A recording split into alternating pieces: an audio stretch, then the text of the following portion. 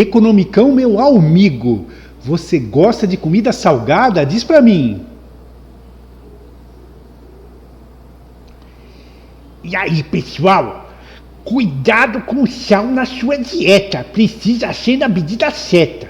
E por falar em sal, como fica a elasticidade e renda dele?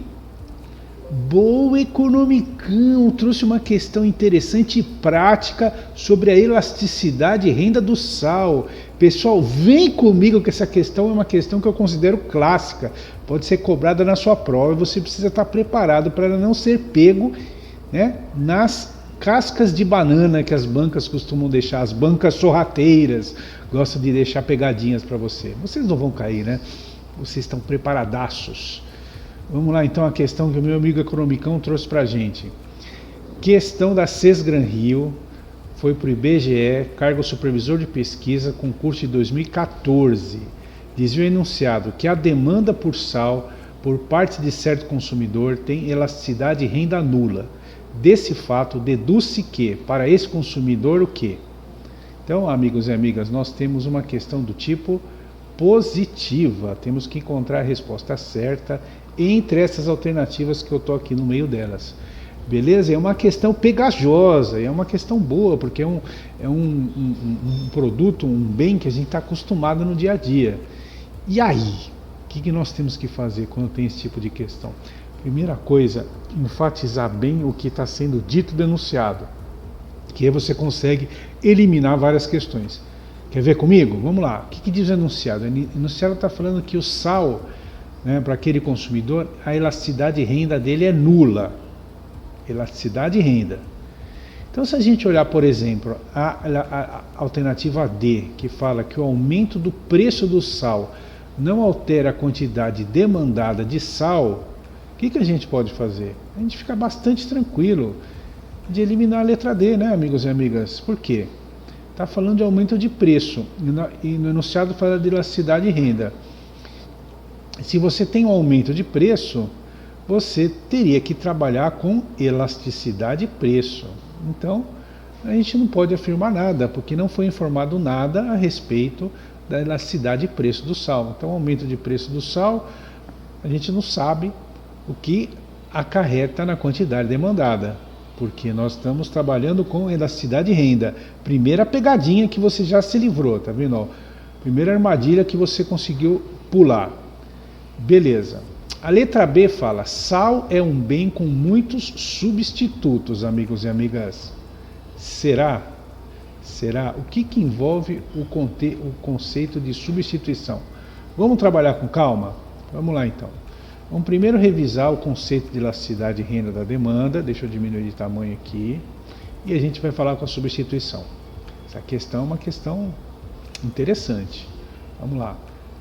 Elasticidade e renda da demanda equivale ao quociente entre a variação percentual da quantidade demandada em relação à variação percentual da renda. Aí a formulinha, né, da elasticidade e renda da demanda, variação percentual da quantidade demandada, dividida pela variação percentual da renda. Muito bem. O enunciado diz que a elasticidade e renda do sal é igual a zero. Vamos pensar do ponto de vista matemático? Se determinado bem possui elasticidade e renda da demanda igual a zero, significa que necessariamente a variação percentual da quantidade demandada tem que ser igual a zero. Para que dê zero essa conta aqui, ó, o numerador tem que ser zero. Entendeu? Agora, com essa informação aqui, você sabe que a variação percentual da quantidade demandada é igual a zero. Não varia a quantidade demandada. Isso significa o quê? Que será sempre a mesma, não importando o nível de renda do agente econômico. Tá? Então, se para renda 1, para renda 100, para renda 1000, a quantidade demandada daquele bem, no caso o sal, é a mesma. Legal. O que a gente pode deduzir disso, amigos e amigas? Que se a quantidade demandada de um bem não varia, sem importar o nível de renda do agente econômico, significa que o bem em questão tem poucos substitutos, ou seja, não existem alternativas no mercado que atendam ao consumidor. Por quê? Vamos supor que o cidadão está com uma renda aí de 10 e aí ele sofre um impacto significativo na renda, diminui pela metade, a renda dele vai para 5. E ainda assim a quantidade demandada dele pelo sal continua a mesma. Ou seja, mesmo tendo ficado mais pobre, ele continua consumindo a mesma quantidade de sal. Por quê? Porque não existe uma outra alternativa mais barata para o sal, né? O sal é um bem com características únicas, né? O sal de cozinha que a gente está falando, né? Então, fica difícil de você substituir o sal. Beleza? Então, você confirma que a letra B de bola está errada, que diz que o sal é um bem com muitos substitutos, tá vendo? Ó, raciocínio microeconômico, a gente eliminou a letra B. Legal, amigos e amigas. Vamos ver agora a letra E, que fala que o aumento do preço do sal não gera efeito renda sobre as demandas pelos demais bens. Ó, aqui falou de preço, mas está falando de efeito renda, então nós temos que estudar isso aqui. Não é que nem a letra D de dado que deu preliminar, essa aqui tem que estudar com calma. Vamos lá então.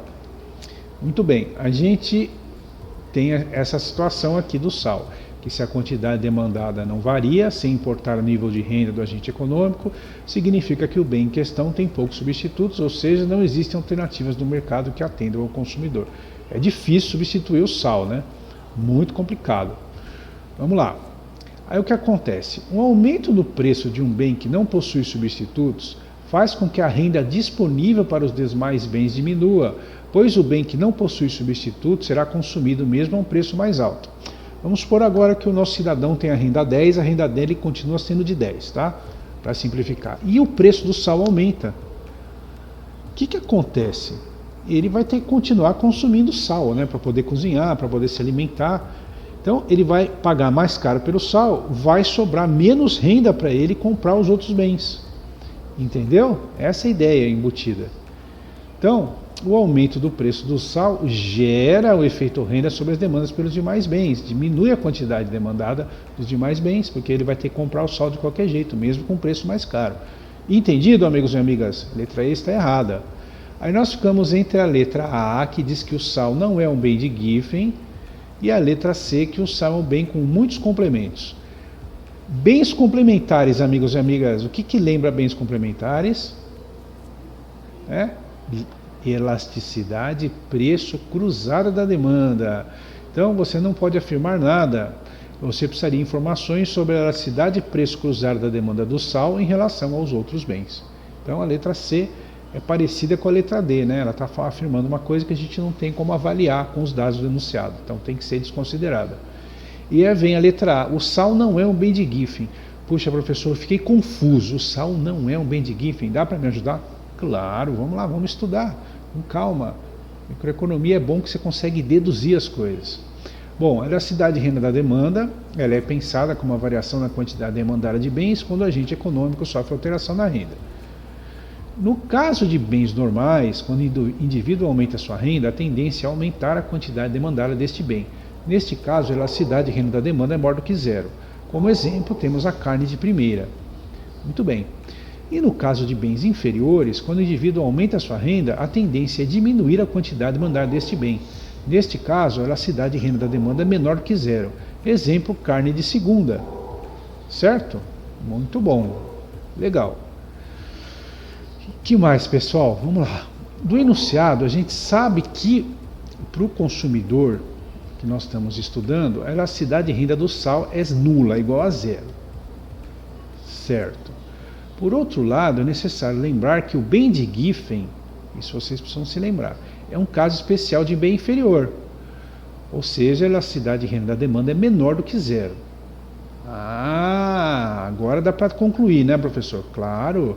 Assim sendo, considerando que o sal tem a elasticidade de renda da demanda igual a zero, está correto afirmar que neste consumidor, para esse consumidor, o sal não é um bem de Giffen, pois para ser um bem de Giffen, a elasticidade de renda da demanda do sal tinha que ser menor do que zero. Beleza? Aí confirma que realmente, pelo raciocínio, né, pela lógica, o gabarito é a letra A de abelha, que eu espero que vocês tenham entendido e acertado. Se ficou alguma dúvida, manda para mim o seu comentário. Para quem não me conhece, meu nome é Luiz Miranda e meu compromisso é o de trazer todos os dias no canal pelo menos uma questão de concurso comentada em vídeo para ajudar na sua preparação. E vamos escutar aqui o recadinho final do nosso amigo Economicão. Diz aí, companheiro! Gostaram, pessoal? Então deixe o seu like e os seus comentários. E compartilhe, por favor, por favor, por favor. Valeu, Economicão, boa questão. Continue farejando assim.